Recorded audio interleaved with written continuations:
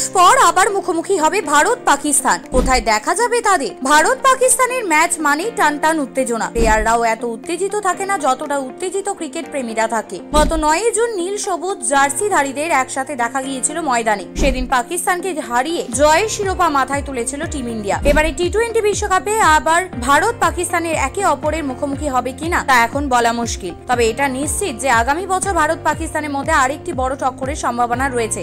শুধু তাই নয়, ইতিমধ্যে এই প্রসঙ্গে পাকিস্তান ক্রিকেট বোর্ডের পক্ষ থেকে আইসিসির কাছে একটি প্রস্তাব পাঠানো হয়েছে বলেও জানা গিয়েছে। এবার প্রায় 8 মাস পরেই ফের ভারত পাকিস্তানে ম্যাচ হওয়ার সম্ভাবনা রয়েছে। আগামী বছরে ফেব্রুয়ারি থেকে মার্চ পর্যন্ত অনুষ্ঠিত হবে চ্যাম্পিয়ন্স ট্রফি, যেটির আয়োজক দেশ হলো পাকিস্তান। তবে টিম ইন্ডিয়া পাকিস্তানে যাওয়ার অনুমতি পাবে কিনা সেই বিষয়টি এখনো স্পষ্ট নয়। কিন্তু এরই মধ্যে খবর এসেছে যে পিসিবি চায় ভারত পাকিস্তানের ম্যাচটি লাহোরের গাদ্দাফি স্টেডিয়ামেই হোক। চ্যাম্পিয়ন্স ট্রফির পরিপ্রেক্ষিতে পিসিবি হয়তো নিজেদের প্রচেষ্টা শুরু করেছে, কিন্তু ভারতীয় দল পাকিস্তানে খেলতে যাবে কিনা সে বিষয়ে এখনো নির্দিষ্ট কোনো তথ্য পাওয়া যায়নি। ভারতীয় ক্রিকেট দলের পাকিস্তানে যাওয়ার বিষয়ে চূড়ান্ত সিদ্ধান্ত ভারত সরকারই নেবে বলে আগেই জানিয়েছেন বিসিসিআই এর শীর্ষ আধিকারিকরা। এই বিষয়ে তারা এখনই কিছু বলতে পারছে না। এমতাবস্থায় টিম ইন্ডিয়া যদি পাকিস্তানে না যায় তাহলে পিসিবি কে হাইব্রিড মডেল গ্রহণ করতে হতে পারে, যেটি এশিয়া কাপের সময় দেখা গিয়েছিল।